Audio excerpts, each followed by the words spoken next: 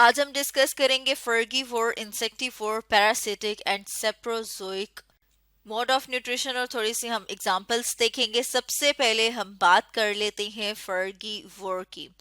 फर्गीवोर में वो वाले एनिमल्स आते हैं जो कि फ्रूट्स के ऊपर या उनके जूसेस के ऊपर या फिर हम कहते हैं कि फ्रूट का कोई हिस्सा खाते हैं। उन्हें कहा जाता है कि वो क्या है, वो है फर्गीवोर। जैसे यहाँ पर हम अपने सामने देख रहे हैं पैरट, तोते। अब अगर हम इनकी खुराक देखें कि ये क्या खाते हैं तो हम देख रहे हैं कि ये भी गावा और फिग्स यानी कि अमरूद और इंजीर जो है इसको इस्तेमाल कर रहे हैं अपनी खुराक के तौर पर। इसका मतलब है कि जो फर्गीवोर होते हैं हम उन्हें फ्रूट ईटर भी कह सकते हैं, यानी कि वो ऑर्गेनिज्म, वो जानदार।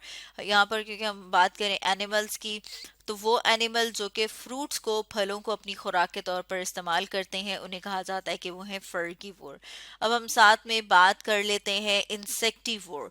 इंसेक्टिवोर जैसे कि आपको नाम से लग रहा है कि ये क्या होंगे, वो एनिमल्स यानी कि वो जानवर जो कि जानवर सॉरी इंसेक्ट्स को यानी कि हशरात को अपनी खुराक के तौर पर इस्तेमाल करते हैं, उन्हें कहा जाता है कि वो क्या है, वो इंसेक्टिवोर्स। इंसेक्टिवोरस जिसमें हम कह रहे हैं कि इंसेक्ट्स खाते हैं, वर्म्स खाते हैं, या फिर हम कह सकते हैं कि इनवर्टिब्रेट्स। इनवर्टिब्रेट्स कौन से ऑर्गेनिज्म होते हैं, वो ऑर्गेनिज्म जिनके अंदर रीढ़ की हड्डी मौजूद नहीं होती, उन्हें कहते हैं कि वो क्या है, वो इनवर्टिब्रेट्स। यानी कि जितने भी हशरात वगैरह हैं, जितने भी कीड़े मकोड़े हैं, उनको जो एनिमल खाते हैं। जैसे कि अगर हम साथ में अपने सामने एग्जांपल ले आए तो जैसे कि आपने देखा होगा कि जो लिजर्ड है, जैसे कि यहाँ पर हम देख लेते हैं कि जो लिजर्ड है, छिपकली है वो, और उसके अलावा आपने देखा होगा जो फ्रॉग होता है यानी कि जो मेंढक है, वो भी क्या कर रहा है, वो भी इंसेक्ट्स को, हशरात को अपनी खुराक के तौर पे यानी फूड के तौर पर इस्तेमाल करता है। तो इस तरह के जो एनिमल्स हैं जो इंसेक्ट्स को खाते हैं, उन्हें हम कहते हैं कि वो है इंसेक्टिवोर। अब हम साथ में बात कर लेते हैं पैरासिटिक। पैरासिटिक कौन से वाले ऑर्गेनिज्म, कौन से वाले एनिमल्स होते हैं। पैरासिटिक उन एनिमल, उन ऑर्गेनिज्म को कहा जाता है जो कि अपनी जिंदगी एज अ पैरासाइट गुजारते हैं।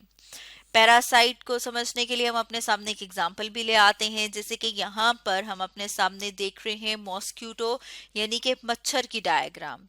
अब ये क्या है, ये भी एक पैरासाइट है। तो अब अगर हम साथ में ये देख लें कि पैरासाइट होता क्या है, पैरासाइट वो ऑर्गेनिज्म, वो जानदार है जो अपनी खुराक के लिए दूसरे ऑर्गेनिज्म, दूसरे जानदारों के ऊपर, और ये जिस ऑर्गेनिज्म के ऊपर रहते हैं उसे नुकसान पहुंचाते हैं।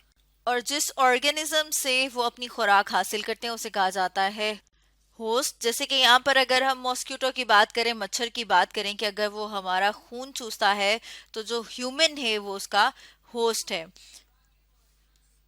पैरासाइट्स को हम डिवाइड कर सकते हैं टू में। एक को कहा जाता है एक्टोपैरासाइट और जो दूसरी टाइप है उसे कहा जाता है एंडोपैरासाइट। जैसे कि अगर हम बात करें पैरासाइट की, तो जैसे कि यहाँ पर हम अपने सामने डायग्राम में देख रहे हैं कि जैसे कि हमने मच्छर की बात की, मॉस्किटो, ये क्या है, एक्टोपैरासाइट जो कि बॉडी के ऊपर रहता है।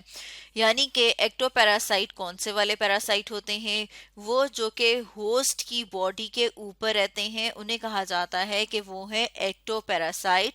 ये या तो स्किन के ऊपर मौजूद होते हैं या बॉडी के बाहर से अपनी फूड लेते हैं, यानी कि इन बॉडी के अंदर मौजूद नहीं होते। जैसे कि आपने देखा होगा कि बहुत सारी जो माइट्स हैं, या फिर हम देखते हैं बेड बग्स जिन्हें के खटमल भी कहा जाता है, वो भी क्या है, वो भी एक्टोपैरासाइट हैं। अब हम साथ में देख लेते हैं एंडोपैरासाइट को। जैसे कि साथ में हम अपने सामने डायग्राम भी ले आए हैं कि एंडोपैरासाइट जो है वो कौन से पैरासाइट हैं जो बॉडी के अंदर रहते हैं। जैसे यहाँ पर आप देख रही हैं थ्रेड वर्म जो कि इंटेस्टाइन में रह रहा है, यानी कि ये कहाँ पर मौजूद है, बॉडी के अंदर मौजूद है। तो ऐसे पैरासाइट जो कि होस्ट के अंदर मौजूद होते हैं उन्हें कहा जाता है कि वो है एंडोपैरासाइट। और ऐसे पैरासाइट जो होस्ट की बॉडी के बाहर मौजूद होते हैं, बाहर से अपनी खुराक लेते हैं, उन्हें कहा जाता है कि वो है एक्टोपैरासाइट। इसी तरह से अब अगर हम बात करें सेप्रोजोइक की, तो हम देखते हैं कि सेप्रोजोइक जो है वो ऑर्गेनिज्म ऑर्गेनिज्म होते हैं वो जानदार होते हैं जो डेड या डिकेइंग ऑर्गेनिक मैटर से अपनी खुराक हासिल करते हैं। अब अगर हम साथ में देख लें तो जैसे कि यहाँ पर हम अपने सामने डायग्राम में देख रहे हैं, फंजाई की डायग्राम है, तो साथ में हम और एग्जाम्पल्स भी देख लेते हैं कि अगर हम और एग्जाम्पल्स की बात करें तो हम देखते हैं कि जो फंजाई और बहुत सारे बैक्टीरिया जो हैं वो सेप्रोजोइक होते हैं। अब वो सेप्रोजोइक क्यों होते हैं? क्योंकि वो अपनी खुराक डेड और डिकेइंग एनिमल से लेते हैं। अब ये किस तरह से अपनी खुराक हासिल करते हैं तो साथ में हम देख लेते हैं कि क्या होगा कि ये जो ऑर्गेनिजम्स हैं ये क्या करते हैं, ये एंजाइम्स को बॉडी से बाहर सिक्रीट करते हैं और वो एंजाइम खुराक को बॉडी के बाहर ही क्या कर लेता है, डाइजेस्ट कर लेता है। यानी कि एंजाइम्स कहाँ पर आए हैं, फूड के ऊपर। वो फूड वहां पर डाइजेस्ट हो जाएगी और फिर वो जो डाइजेस्ट हो गई है फूड उसको एब्जॉर्ब कर लिया जाता है। अब इन ऑर्गेनिजम्स को क्या कह रहे हैं, इन ऑर्गेनिजम्स को कहा जाता है सेप्रोजोइक, जो कि डेड और डिकेइंग ऑर्गेनिक मैटर से अपनी खुराक हासिल करते हैं।